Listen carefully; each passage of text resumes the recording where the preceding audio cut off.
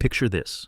It's September 11th, 1697, and you're an Ottoman soldier standing in the pre-dawn darkness outside the town of Zenta. Your empire has ruled this part of Europe for over a century. Your army is 80,000 strong. Behind you stretches a bridge across the Tisza River, your only way back to safety. But you're not worried. You're crossing into Habsburg territory to finish what your grandfathers started, to push deeper into the heart of Europe. Then you hear it. A sound that shouldn't be there. The thunder of hooves, thousands of them. You turn toward the noise, squinting into the morning mist.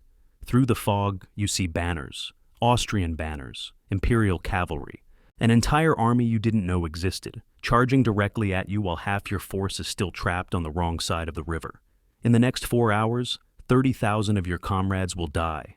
Your commander will abandon the army to save himself, and the Ottoman Empire's dreams of conquering Europe will drown in the Tisza River. This isn't just a defeat. This is the moment the hunter became the hunted. This is Zenta, the battle that shocked Europe and changed history forever. To understand why 80,000 Ottomans walked into a slaughter, you have to understand the chess match that had been playing out across Europe for the previous 15 years. This wasn't just about one battle. It was about the slow, grinding collapse of Ottoman power in Europe and one man's desperate attempt to reverse it. The Ottoman Empire in 1697 was still massive. It stretched from Algeria to the Persian Gulf, from the Crimea to the Red Sea. On paper, it looked invincible, but empires aren't judged by their size. They're judged by their direction, and the Ottomans were moving in the wrong direction. Just 14 years earlier, in 1683, the empire had reached its high-water mark. 250,000 Ottoman soldiers surrounded Vienna, the jewel of the Habsburg Empire. For 2 months, they hammered at the city walls. Victory seemed certain. If Vienna fell, all of Germany lay open. Perhaps even France would have to acknowledge Ottoman supremacy. The siege of Vienna represented everything the Ottoman Empire had become. It was the culmination of centuries of expansion. Since the 1400s, the Ottomans had been swallowing territories like a python swallowing prey. They'd conquered Constantinople in 1453, ending 1,000 years of Byzantine history. They'd crushed the Mamluks in Egypt. They'd humbled the Persians. They'd raided deep into Poland and Austria. Every generation of Ottoman soldiers had known victory. The army that besieged Vienna in 1683 was a reflection of that success. It included janissaries, the elite slave soldiers who'd been taken as boys from Christian families and raised as Muslim warriors. It included sipahis, the feudal cavalry who'd earned land grants through military service. It included auxiliary troops from every corner of the empire. Arabs, Berbers, Kurds, Tatars, and Albanians. It was a multinational force held together by Islamic faith and Ottoman military discipline. The siege itself was a nightmare for Vienna's defenders. Ottoman engineers dug tunnels under the walls, packing them with gunpowder to create massive explosions. Ottoman artillery bombarded the city day and night. Food ran out. Disease spread. The garrison was down to a few thousand effective fighters. The city's fall seemed inevitable. The Habsburg Emperor Leopold had already fled to safety. European courts were preparing for the worst. But Vienna didn't fall. A relief army arrived, led by the Polish king Jan Sobieski. On September 12, 1683, the combined Christian forces smashed into the Ottoman siege lines. The result was catastrophic. The Ottomans fled, abandoning their camp, their cannons, and their reputation. It was the beginning of the end. The defeat at Vienna wasn't just a military setback. It was a psychological earthquake. For the first time in living memory, a major Ottoman offensive had been completely shattered. The myth of Ottoman invincibility, carefully built over centuries, cracked. European powers that had cowered before the Turkish threat suddenly sensed weakness. They smelled blood in the water. What followed was called the Great Turkish War. For 15 years, a coalition of Christian powers, Austria, Poland, Venice, and later Russia, pushed back against Ottoman control of southeastern Europe. Year after year, the Ottomans lost ground. Buda fell in 1686, ending 140 years of Ottoman rule in Hungary. The fall of Buda was particularly symbolic. The city had been an Ottoman stronghold, a military base from which raids into Christian territory were launched. Its capture represented the reversal of Ottoman fortunes. Belgrade fell in 1688 after a brutal siege. The loss stung deeply. Belgrade was known as the gateway to the Balkans. Without it, the entire Ottoman defensive system in southeastern Europe was exposed. The fortresses that had protected the empire's northern frontier were now vulnerable. Supply lines that had sustained Ottoman armies for generations were cut. The empire was bleeding. The Venetians, seizing the moment, attacked Ottoman holdings in Greece. They captured Athens briefly, though a Venetian cannonball famously struck the Parthenon, which the Ottomans were using as a gunpowder magazine. The resulting explosion destroyed much of the ancient temple. It was a fitting metaphor for the war. Ancient civilizations were being torn apart by modern weaponry. By 1697, the Ottoman court in Istanbul was desperate. The treasury was empty from 15 years of continuous warfare. The provinces were restless. Tax revenues had collapsed as war devastated productive farmland. Soldiers were deserting. Some frontier garrisons hadn't been paid in months. The Janissaries, once the pride of the Ottoman military, were becoming a political liability. They rioted when their pay was late. They overthrew officials they didn't like. Military discipline was eroding. Sultan Mustafa II, only 27 years old, had inherited this crumbling situation. He'd taken the throne in 1695, succeeding his uncle Ahmed II. Mustafa was young, vigorous, and convinced he could restore Ottoman glory through personal leadership. Unlike his predecessors who'd ruled from Istanbul, Mustafa decided to lead the army himself. He would be a warrior sultan in the tradition of Mehmed the Conqueror and Suleiman the Magnificent. This decision was controversial. The Ottoman system had evolved to separate military command from political rule. Sultans were supposed to stay in the capital, managing the vast bureaucracy while generals conducted campaigns. This arrangement protected the dynasty. If a campaign failed, the sultan could blame the general and execute him. But if the sultan personally commanded and lost, the entire system was at risk. Mustafa dismissed these concerns. He was convinced that only his direct leadership could reverse the empire's fortunes. In the spring of 1697, he gathered the largest Ottoman army assembled in years, 80,000 men, janissaries, sipahis, provincial levies, and auxiliaries. It was a display of power meant to terrify Europe into submission. The Sultan himself would ride at the head of this force, carrying the sacred banner of the Prophet Muhammad. It was meant to be a holy war, a jihad to reclaim lost territory and restore Ottoman prestige. The army that marched north in the spring of 1697 was impressive on paper, but beneath the surface, problems festered. Many of the soldiers were raw recruits with minimal training. The experienced veterans who'd formed the backbone of earlier armies were dead or retired. Equipment was outdated. While European armies were adopting new infantry tactics and improving their artillery, the Ottomans clung to methods that had worked a century earlier but were now obsolete. The Ottoman cavalry was still formidable. The Sipahis were skilled horsemen, raised from childhood to fight, but they relied on speed and individual prowess rather than coordinated tactics. In open field battles against disorganized enemies, they excelled. Against disciplined European infantry supported by modern artillery, they struggled. The Janissaries, armed with muskets, should have been the answer, but Janissary training had declined. Political appointments based on patronage had diluted the corps, with men who'd never seen combat. The artillery was perhaps the greatest weakness. Ottoman cannon were large, impressive, and nearly immobile. They were perfect for siege warfare, where you could position them carefully and bombard static walls. But in mobile field battles, they were liabilities. European armies had developed lighter field guns that could be moved quickly and repositioned during battle. The Ottomans were still dragging massive siege cannons that took hours to set up and couldn't be moved once engaged. But while Mustafa was gathering this massive force, his enemies were preparing something he didn't expect. They were preparing a weapon sharper than any sword. They were preparing Prince Eugene of Savoy. Eugene was an odd choice for a military genius. He was short, barely 5 feet tall. He was skinny, almost frail-looking. He spoke with a thick Italian accent despite serving Austria. His own country, France, had rejected him. King Louis XIV had refused to give him a military commission, dismissing him as too weak for service. It was one of history's greatest talent evaluation failures.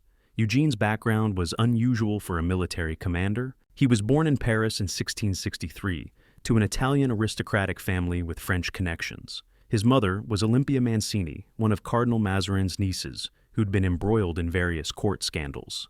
His father was Prince Eugene Maurice of Savoy-Carignan. The family was noble, but not particularly wealthy or influential by French court standards. Young Eugene was initially destined for the church. He was skinny, bookish, and showed no obvious military talent, but he burned with ambition. He wanted glory, he wanted respect, and he believed military service was the path to both. When he approached King Louis XIV for a commission in the French army, the Sun King looked at the scrawny Italian teenager and laughed. He reportedly said Eugene was better suited for a monastery than a battlefield.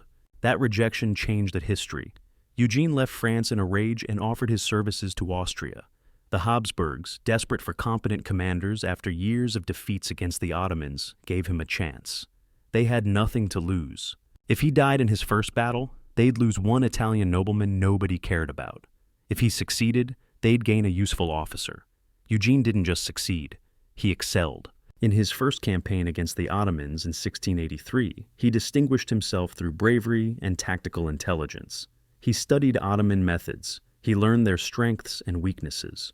He read every available text on military theory. He interviewed prisoners to understand enemy organization. While other officers relied on courage and noble birth, Eugene relied on preparation and analysis. By 1697, at age 34, he commanded the entire Imperial army. It was an extraordinary rise for a foreign-born officer with no powerful patrons, but Eugene had earned it through consistent victory.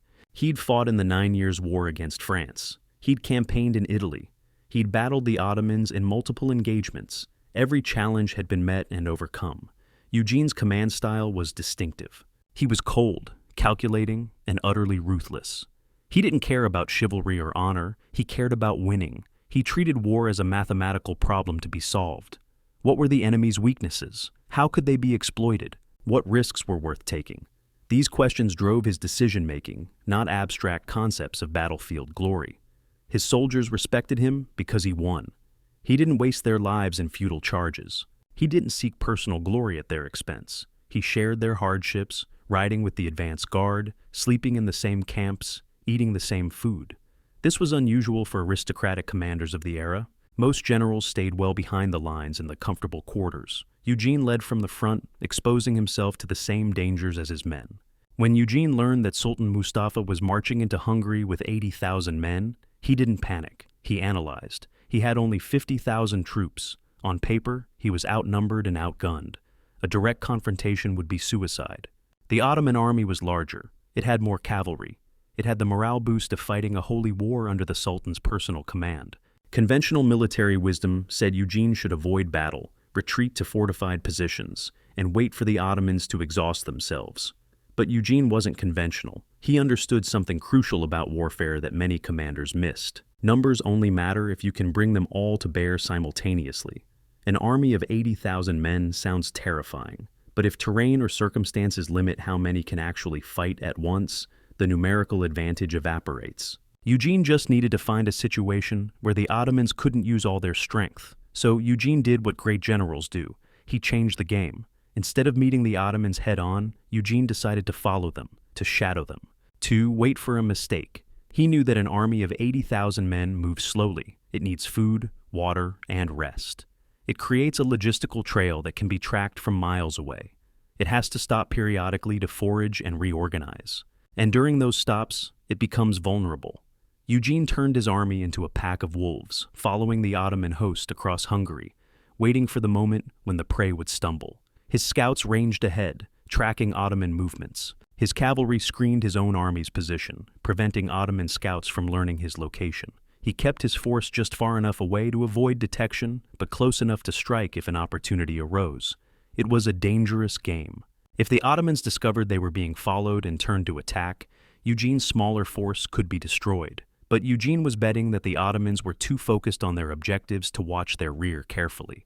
Sultan Mustafa, unaware that he was being hunted, spent the summer campaigning. He captured a few fortresses. The garrison at Lipova surrendered after minimal resistance. The Ottoman army besieged and took several smaller strongholds. These were tactical victories, but strategic failures. Mustafa was conquering territory that couldn't be held. Each fortress required a garrison to defend it. Each garrison weakened his main army. He was spreading his force thinner with each victory. The summer heat took its toll on both armies. Soldiers died from disease, exhaustion, and the occasional skirmish. But the Ottomans suffered more. They were operating in hostile territory. The local population fled or hid their supplies. Ottoman foraging parties had to range farther each day to find food. Horses weakened without adequate fodder. The army's march slowed to a crawl. By September, the campaign season was ending. In the 17th century, armies generally stopped fighting when winter approached. Roads became impassable. Supplies became impossible to transport. Soldiers deserted to return home before they froze. Mustafa's advisors urged him to withdraw back across the Tisza River into Ottoman territory before the weather turned. The Sultan reluctantly agreed. This is where the trap began to close. The Ottoman army reached the town of Zenta on the Tisza River. Zenta was a crossing point, a place where a pontoon bridge could be built. The town itself was small, barely a village, but its location was strategic. The river here was wide, but relatively shallow, perfect for bridge construction. The surrounding terrain was flat farmland, ideal for moving a large army. The Ottomans began constructing the bridge on September 10th. It was slow work. The Tisza was wide, perhaps 200 yards across at this point. The current was strong, fed by autumn rains in the distant mountains. Building a pontoon bridge required boats or rafts to be positioned across the river, then wooden planks laid across them to create a roadway. Ropes held everything together. It was engineering intensive and time-consuming. The Ottoman engineers knew their craft. They'd built hundreds of such bridges, but this one was particularly challenging. The current kept pushing the boats downstream. The riverbed was uneven, making it difficult to anchor supports. And 80,000 men were waiting impatiently to cross. The pressure to work quickly led to shortcuts. Some sections of bridge were less secure than others, but it seemed adequate for the task. Eugene received word of the Ottoman position from his scouts on the evening of September 10th. One of his cavalry patrols had spotted the massive Ottoman encampment.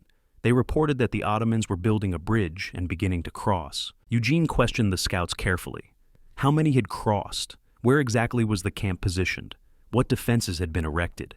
The scouts provided detailed answers. Eugene studied their information, comparing it to maps of the region. His eyes must have lit up when he fully understood the situation. The Ottomans were crossing a river. They were divided. Half would be on one side, half on the other. They were vulnerable. This was the moment he'd been waiting for, all summer. This was the opportunity that justified every risk he'd taken. But the opportunity came with enormous danger. The Ottoman camp was roughly 12 miles from Eugene's current position. To attack at dawn, he'd need to march his entire army through the night. Night marches were dangerous. Armies got lost in the dark. Units became separated.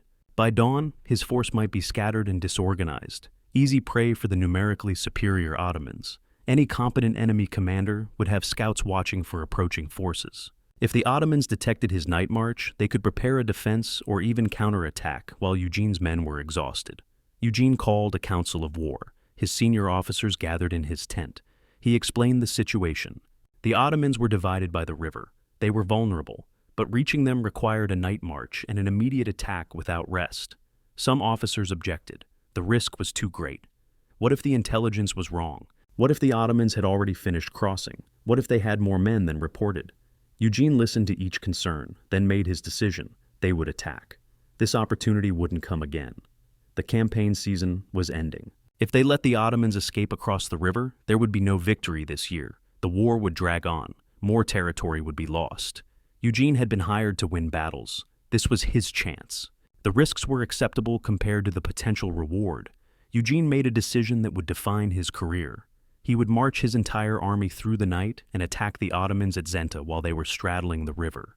It was insanely risky. If the Ottomans detected him coming, they could form a proper defensive line and crush him with superior numbers.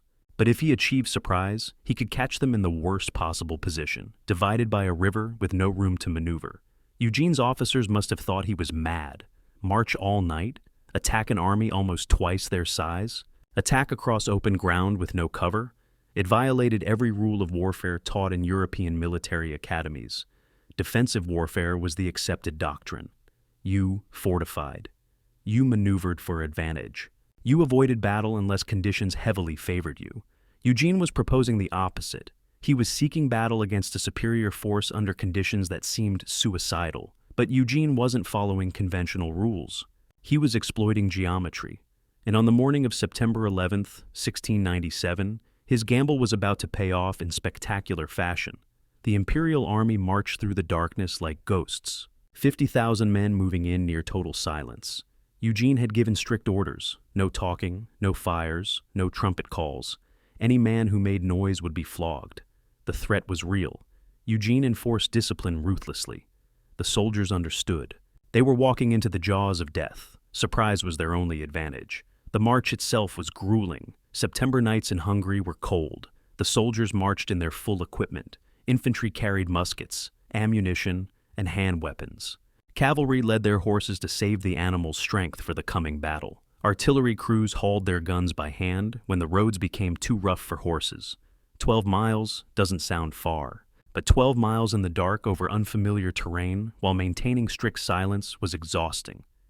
Eugene rode at the front of the column. He couldn't afford to get lost. Local guides who knew the area led the way.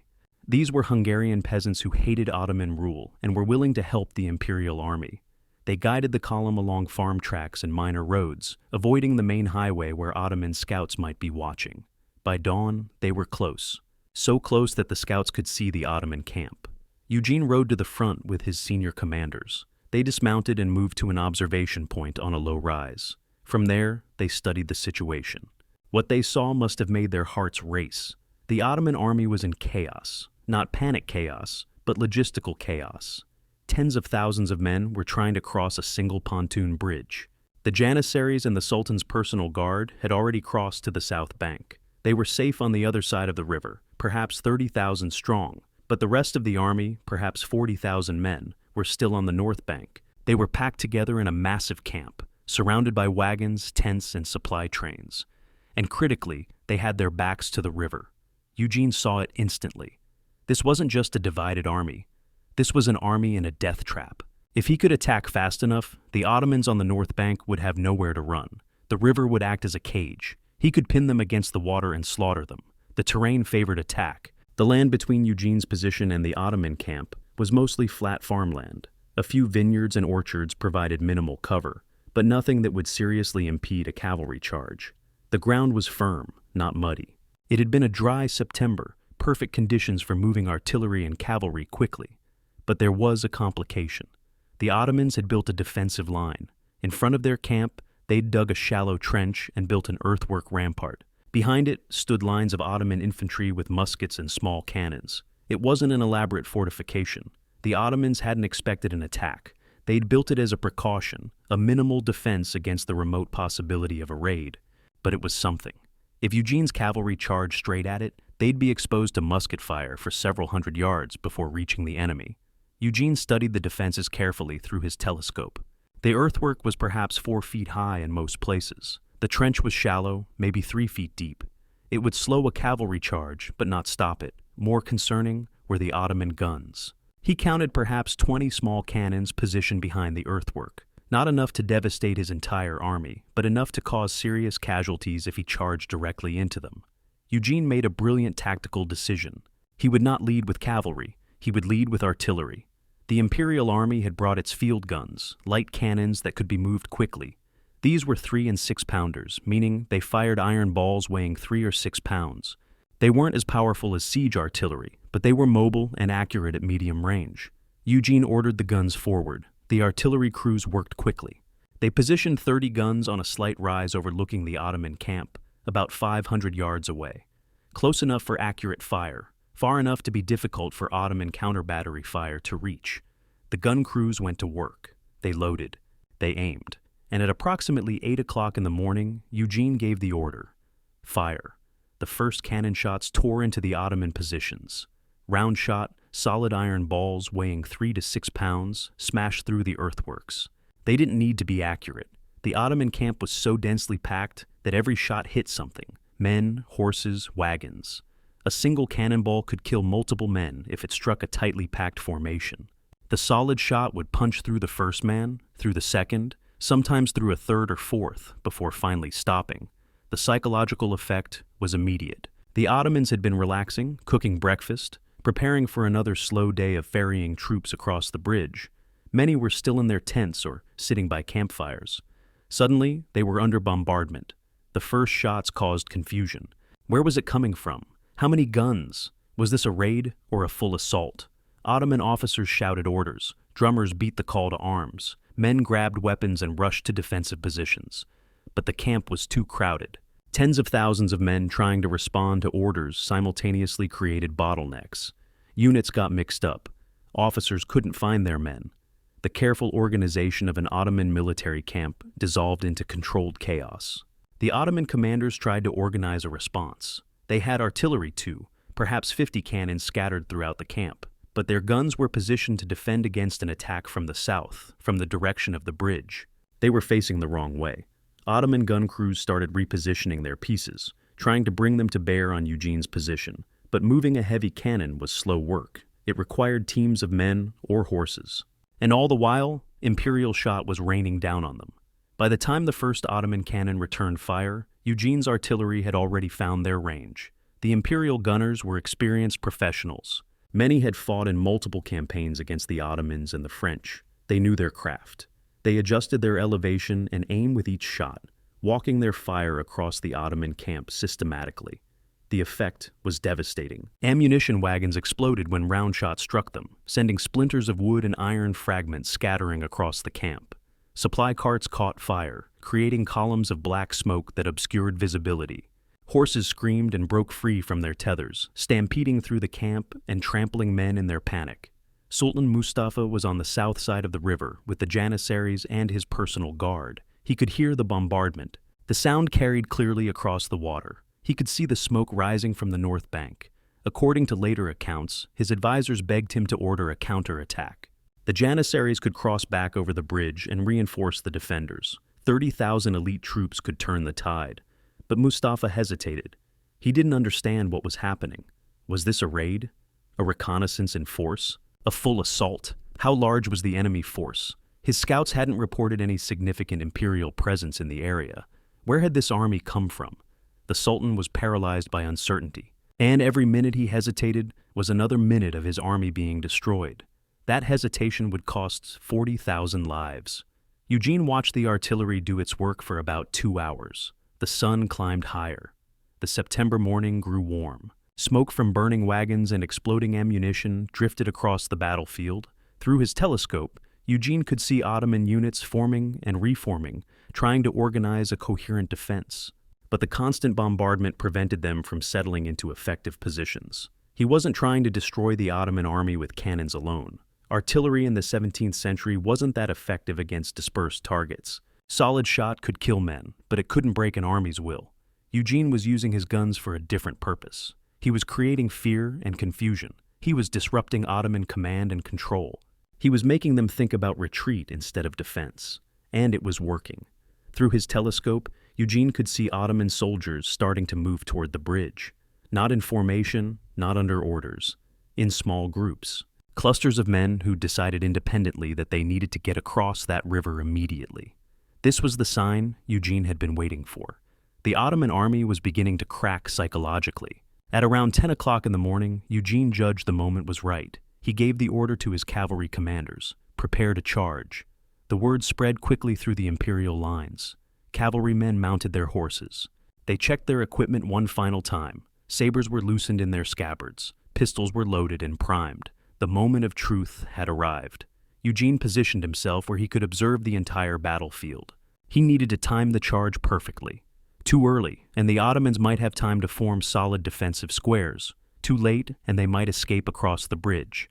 He watched. He waited. And then he saw what he was looking for. A large group of Ottoman soldiers, perhaps several thousand, abandoned their positions and started running for the bridge. Eugene turned to his trumpeters. Sound the charge. The notes rang out across the battlefield.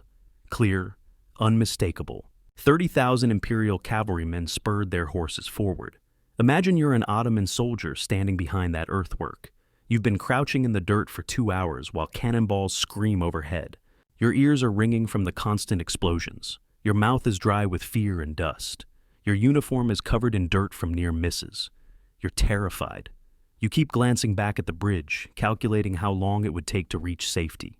And then you hear a new sound. It starts as a distant rumble, then it grows. It becomes thunder. The ground beneath your feet begins to vibrate. You look up over the rampart and your blood turns to ice. 30,000 Imperial cavalrymen are charging directly at you. They're arranged in massive formations. The cuirassiers in the front, heavy cavalry wearing steel breastplates that gleam in the sunlight. Behind them, more cavalry, dragoons, hussars. More horsemen than you've ever seen in one place. And they're all coming toward you at full gallop. The psychological impact of a cavalry charge is impossible to overstate. Modern people have no frame of reference for it. The closest equivalent might be standing on railroad tracks watching a freight train approach at full speed. The noise alone is overwhelming. Thousands of hooves hitting the ground create a roar that drowns out thought. The sight of all that mass moving toward you triggers primal fear responses. The Imperial cavalry wasn't a single mass. Eugene had organized them into waves. The first wave was heavy cavalry, cuirassiers wearing steel breastplates and helmets. These were big men on big horses. Their primary weapon was momentum. They were designed to smash through enemy formations through sheer kinetic energy. Behind them came lighter cavalry, dragoons, and hussars, who could exploit any breakthrough the heavy cavalry created. The first wave hit the Ottoman defensive line like a hammer hitting glass. The shallow trench and earthwork rampart, which might have stopped infantry, did nothing against mounted men moving at full gallop. The war horses jumped the obstacles. The riders slashed downward with their sabers as they flew over. In seconds, the defensive line ceased to exist. The Ottoman soldiers manning the earthwork had two choices: stand and fight, which meant certain death, or run, which offered a slim chance of survival. Most ran. They threw down their muskets and sprinted toward the rear. But where could they run? Behind them was the river. To their left and right were more cavalrymen. They were completely surrounded. What happened next was not a battle. It was butchery. The Imperial cavalry carved through the Ottoman camp in a frenzy of violence. They weren't taking prisoners. They couldn't. In the chaos of cavalry melee, trying to capture and secure prisoners would have been suicide. A dismounted cavalryman trying to bind a prisoner was vulnerable to attack from other enemies. So, the standing order was simple: kill everyone. The cuirassiers used their sabers in sweeping cuts designed to incapacitate rather than kill instantly. A slash across the shoulder would disable an arm. A cut to the leg would drop a man. Then the following waves would finish them. It was efficient. It was brutal. It was warfare stripped of any pretense of honor. The Ottomans tried desperately to form defensive squares. These were formations where soldiers stood back to back in tight clusters, presenting a wall of spears and muskets in every direction. Against cavalry, squares were effective if maintained. But forming a square required discipline and space. The Ottoman camp was too crowded. Men trying to form squares found themselves pressed against wagons or tents. Units got separated. Without room to maneuver, the squares collapsed under pressure. Some Ottoman formations held longer than others. The Janissaries who hadn't yet crossed the river were the most effective. These were professional soldiers with years of training. They formed several large squares and held their ground, firing volley after volley into the charging cavalry. Imperial horsemen died by the dozens trying to break these formations. But even the Janissaries couldn't hold indefinitely. The Imperial cavalry would circle a square, firing pistols and carbines into the packed formation, then charge again from a different angle. Each charge killed more men. Each death made the square smaller and weaker. Eventually, the squares broke. And when they broke, the slaughter intensified. The Ottoman cavalry, those sipahis who'd been the terror of Europe for centuries, tried to mount a countercharge. Several thousand horsemen rallied and charged at the Imperial cavalry. For a few minutes, it was an even fight. Horsemen against horsemen, saber against saber. But the Ottomans were outnumbered and disorganized. Their charge lacked coordination. Different units attacked at different times, allowing the Imperial cavalry to defeat them in detail. The fighting spread across the entire camp. Imperial cavalry ranged through the tents and wagons, hunting down fleeing Ottomans. Some combat became personal. Officers dueled with officers. Experienced cavalrymen sought out opponents of equal skill. But most of the killing was impersonal and industrial. Riders cut down anyone they saw. No quarter was given. No mercy was shown. Some Ottomans tried desperately to fight their way to the bridge. The pontoon crossing was now jammed with thousands of men trying to escape. The bridge wasn't designed for this kind of traffic. It was a temporary structure, wooden planks resting on boats. Under normal conditions, troops crossed in organized files. But this wasn't organized. This was a panicked mob. The weight of thousands of men pushing onto the bridge simultaneously created catastrophic stress on the structure. The boats supporting the planks began to sink under the load. Ropes holding the sections together strained and snapped. The bridge started to break apart. Men in the middle of the bridge suddenly found the planks beneath their feet tilting. They grabbed for handholds that didn't exist. They tried to balance on narrow beams, and then sections collapsed. Hundreds of men fell into the Tisza River. Those wearing heavy armor sank immediately. The river was deep here, over their heads. Men in full Ottoman military kit, which could weigh 40 or 50 pounds, simply went under and drowned. Those who could swim faced a different nightmare. The current was strong. It pulled them downstream away from both banks. And Imperial musketeers had reached the northern riverbank. They formed firing lines along the shore. They aimed carefully at the heads bobbing in the water. They fired. Reload, fire, reload, fire. It was target practice. The Tisza River turned red with blood. On the south bank, Sultan Mustafa watched his army die.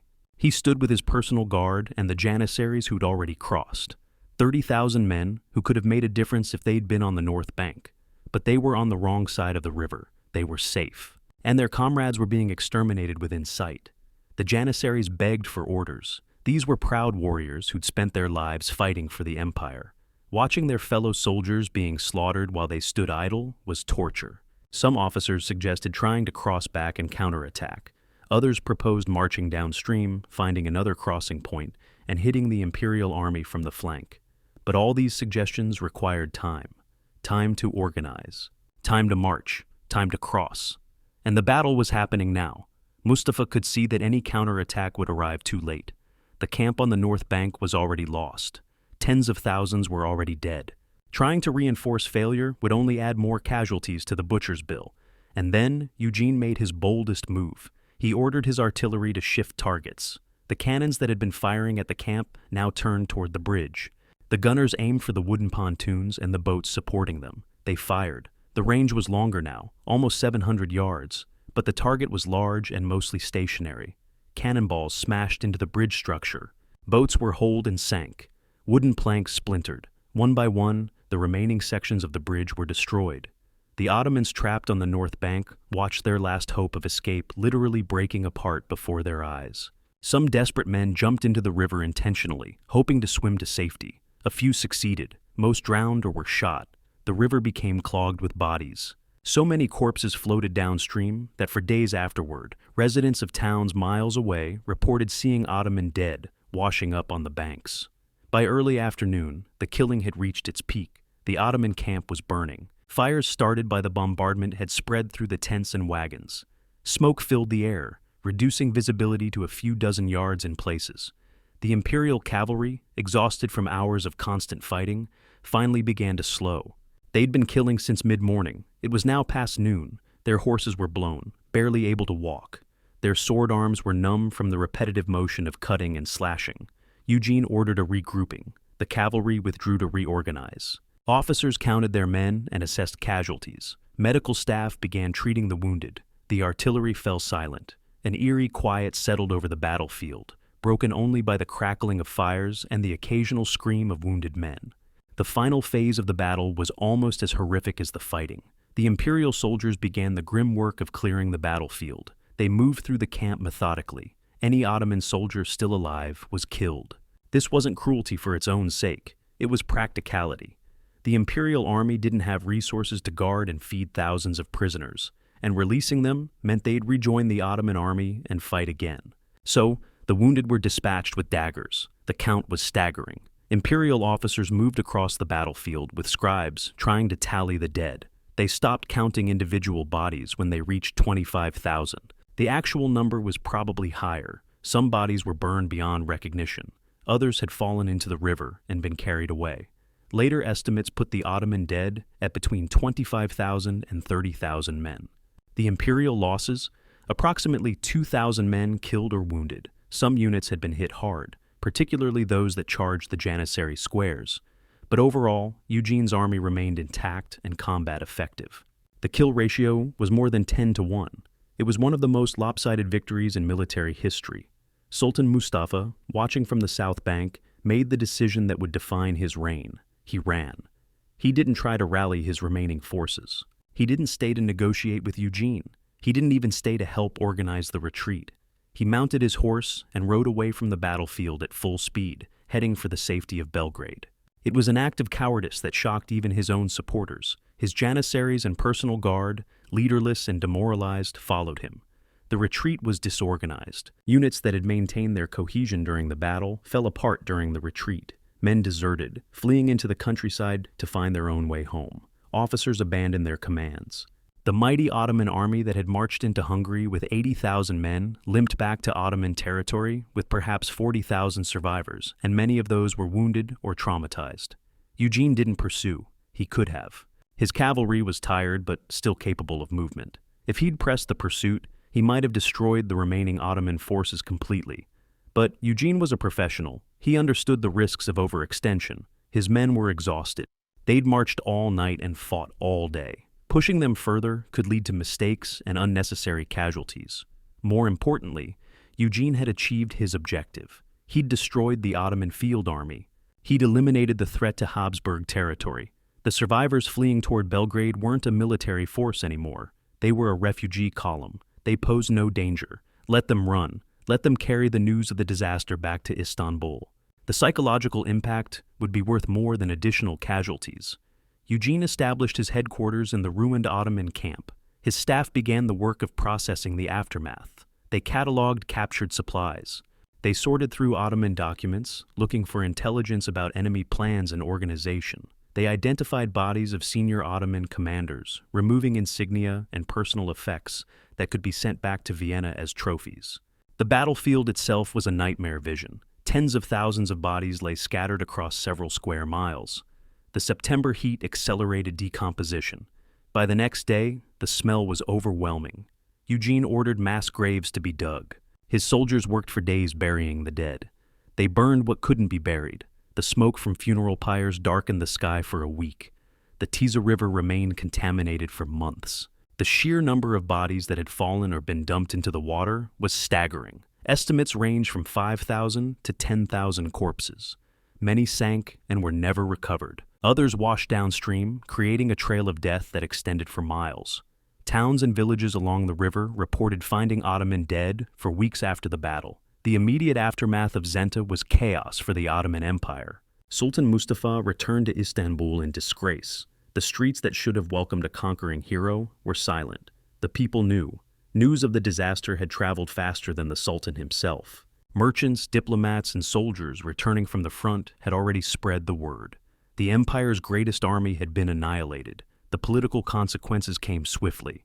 The Ottoman court, which had placed so much hope in Mustafa's personal leadership, turned on him. The senior ulama, the religious scholars, began questioning whether Allah still favored the empire. How could such a disaster happen if God supported their cause? Some interpreted the defeat as divine punishment for the empire's sins and corruption. Court factions that had supported the war now distanced themselves. Ministers who'd praised Mustafa's decision to lead the army personally now whispered that the Sultan had been reckless. The Janissary Corps, already politically powerful, became even more so. They blamed Mustafa for abandoning the army. They muttered about cowardice and poor leadership. Mustafa's position became increasingly precarious. He tried to deflect blame onto his commanders. He claimed he'd been poorly advised. He suggested the generals on the North Bank had failed to execute his orders properly. But everyone knew the truth. The Sultan had hesitated when decision was needed. He'd fled when leadership was required. Within 2 years, he would be deposed in a palace coup. His crime wasn't just losing at Zenta, it was running away. But the military consequences were even more severe than the political fallout. The Ottoman army had lost not just soldiers, but leadership. At Zenta, an entire generation of experienced commanders died. Pashas who had fought for decades. Officers who understood European warfare. Janissary sergeants who'd trained their men for years. These men couldn't be replaced quickly. An army is more than numbers. It's institutional knowledge. It's training and experience passed down from veteran to recruit. It's the unwritten understanding of how to function as a military organization. Zenta destroyed all of that. The Ottoman military would spend decades trying to rebuild what was lost in 4 hours on the banks of the Tisza River. The Habsburgs, sensing weakness, pressed their advantage relentlessly. In the months following Zenta, Eugene continued his campaign. He captured fortress after fortress. Ottoman garrisons, hearing what had happened at Zenta, often surrendered without fighting. The psychological damage was that severe. Why fight when resistance seemed futile? By the end of 1697, the Habsburgs controlled more Hungarian territory than they had in over a century. The border had shifted decisively in favor of the Christian powers. Territory that had been Ottoman for generations was now Austrian, and there was no Ottoman army capable of taking it back. The peace negotiations that followed were humiliating for the Ottomans. The Treaty of Karlowitz, signed in 1699, was the first time the Ottoman Empire had to sign a peace treaty as the defeated party. For 300 years, the Ottomans had dictated terms to their enemies. They'd been the ones making demands, setting conditions, and drawing new borders. Now, they were the ones begging for favorable conditions. The terms were brutal. The Ottomans lost almost all of Hungary. Territory that had been under Ottoman control since the 1500s was ceded to Austria. They lost Transylvania, a strategically vital region. They lost significant territory in Croatia and Slavonia. The empire's border was pushed back hundreds of miles. More importantly, the treaty established a new reality in European politics. The Ottoman Empire was no longer expanding. It was contracting. The question wasn't if it would lose more territory, but when and how much. European diplomats who'd spent generations negotiating with the Ottomans from a position of weakness now approached them with confidence. For Prince Eugene, Zenta made him a legend. At 34 years old, he'd achieved what older, more experienced generals had failed to do for 15 years. He'd broken the Ottoman threat to Central Europe. When he returned to Vienna after the campaign, the city erupted in celebration. Emperor Leopold I embraced him personally. The Catholic Church praised him as a defender of Christendom. Artists painted him. Poets wrote verses about him. He became the most celebrated military commander in Europe. But Eugene was a professional. He knew that one victory, no matter how spectacular, didn't win wars. It just changed the odds. Over the following years, he would fight more campaigns against the Ottomans and later against France in the War of Spanish Succession. He would win more spectacular victories. Blenheim in 1704, Turin in 1706. But Zenta remained his masterpiece. It was the battle where everything went right, where preparation met opportunity, where calculated risk produced extraordinary results, where a commander's vision was executed perfectly by an army that trusted him completely. These perfect convergences are rare in military history. When they happen, they change the world. The battle also revolutionized European military thinking. Before Zenta, conventional wisdom said, you should never attack an army that outnumbered you by almost 2-1. You should wait for better odds. You should maneuver for advantage. You should avoid battle unless circumstances heavily favored you. Eugene proved that numbers didn't matter if you could catch the enemy at the wrong time, in the wrong place. He proved that surprise and speed could overcome raw strength. He demonstrated that night marches, despite their risks, could provide decisive advantage. He showed that artillery, properly employed, could disrupt enemy formations before cavalry struck. He validated combined arms tactics that would become standard doctrine in European armies. Military academies across Europe studied Zenta for generations. Students analyzed Eugene's night march. They debated his decision to attack without knowing the exact Ottoman dispositions. They marveled at his use of artillery to create chaos before committing his cavalry. The battle became a textbook example of how to fight when outnumbered. You don't fight fair, you fight smart. For the common soldiers who survived Zenta, the memory was traumatic. Ottoman veterans refused to talk about what happened. In their culture, military defeats were shameful, and Zenta was the ultimate shame. Speaking about it meant reliving the terror of being trapped against a river, watching comrades drown, seeing an empire's pride shattered in an afternoon. But some accounts survive. European captives who'd been serving in the Ottoman army wrote memoirs after gaining their freedom. They described the terror of being trapped against the river. They described the sound of men drowning while wearing armor, a gurgling, choking sound that haunted their dreams. They described the smell of blood and gunpowder mixing in the September heat. These weren't glorious narratives. They were horror stories that captured warfare's true face. The Christian soldiers, by contrast, told and retold their experiences proudly. Zenta became part of Imperial military mythology. Old soldiers would gather in taverns decades later and describe the charge. They'd talk about the moment when the Ottoman line broke. They'd remember the faces of specific enemies they had killed. Some boasted about their prowess. Others, the ones who'd seen too much, stayed quiet and drank. But all of them knew they'd been part of something historic. The battlefield itself became a pilgrimage site. In the years following the battle, travelers would visit Zenta to see where it happened. They'd walk the ground where 40,000 men died. They'd stand on the riverbank and try to imagine it choked with bodies. Local guides would point out where the Ottoman camp had stood, where Eugene's artillery had been positioned, where the bridge had collapsed. The local population built memorials. Churches erected plaques thanking God for deliverance from the Turkish threat. Stone monuments marked mass graves where Ottoman dead had been buried. For the Christian populations of Hungary who'd lived under Ottoman occupation for generations, Zenta represented liberation. It was the turning point when their oppressors became the oppressed. The Ottomans, for obvious reasons, built no memorials at Zenta. In their historical records, the battle was downplayed or ignored entirely. Ottoman chroniclers, who couldn't avoid mentioning it, blamed the defeat on bad luck, poor subordinates, or divine will. The idea that Christian military skill had surpassed Ottoman capability was too painful to acknowledge. By the early 1700s, less than a decade after Zenta, the strategic situation in Europe had completely shifted. The Ottoman Empire, which had spent 3 centuries expanding westward and northward, was now focused on survival. Every sultan who came after Mustafa had to deal with the consequences of Zenta. The empire's military reputation was permanently damaged. European powers that once feared Ottoman invasions now saw opportunities for conquest. Russia, in particular, took note. Tsar Peter the Great watched the Ottoman collapse with great interest. He saw that the empire's southern flank was vulnerable. He understood that the fearsome Turkish military machine had been revealed as outdated and ineffective. Within 20 years of Zenta, Russia would begin its own expansion into Ottoman territory. The great game between Russia and Turkey, which would dominate 19th century geopolitics, had its roots in the power vacuum created by Zenta. If the Ottomans had won at Zenta, if they had maintained their reputation for military invincibility, Russia might have looked elsewhere for expansion. The Venetians also benefited from Ottoman weakness. They'd been fighting the Ottomans in the Mediterranean for centuries with mixed results. After Zenta, Ottoman naval power declined.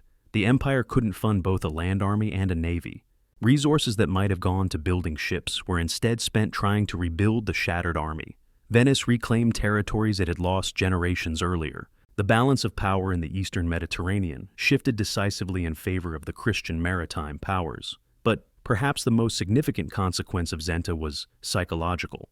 For 300 years, European children had been raised on stories of Ottoman terror. The Turks were the boogeyman.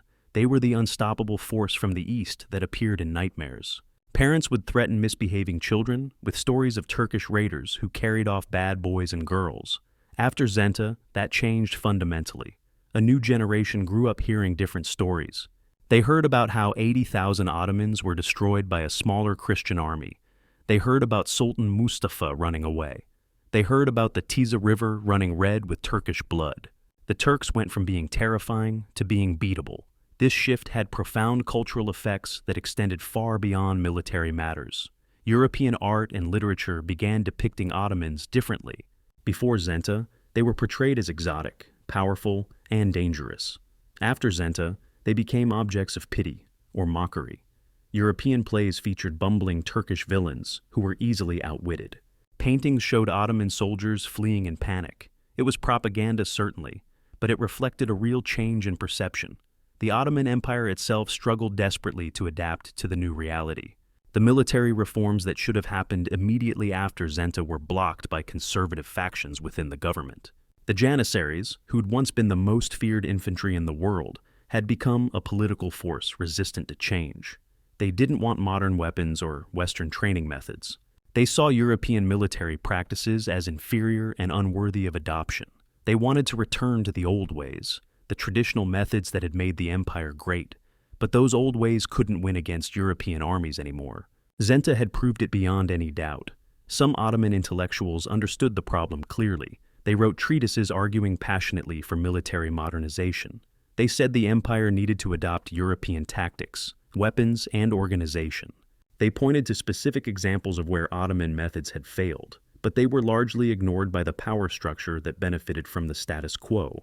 The Ottoman court was too proud to admit that the Christians had surpassed them militarily, acknowledging that reality would require fundamental changes to how the empire operated. It would require admitting that centuries of tradition were now obsolete. That psychological barrier proved insurmountable for generations of Ottoman leaders, and that pride would cost the empire dearly over the next 2 centuries. Standing on the banks of the Tisza River today, looking at the peaceful water flowing past modern bridges and buildings, it's nearly impossible to imagine the horror that unfolded there 3 centuries ago. The river is clean now. The land is productive farmland. Zenta is a quiet town that most Europeans have never heard of. But in 1697, this peaceful place was the setting for one of history's most decisive battles. 30,000 men died here in a single afternoon. An empire's reputation shattered here. The future of Europe was decided here. And all because one brilliant commander understood that the right moment, seized without hesitation, could change everything. The 80,000 Ottomans who marched into Hungary expected to return home as conquerors.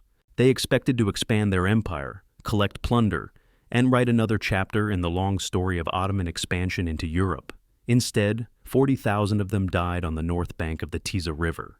They died because their sultan hesitated when decision was required. They died because they were caught divided by a river at exactly the wrong moment.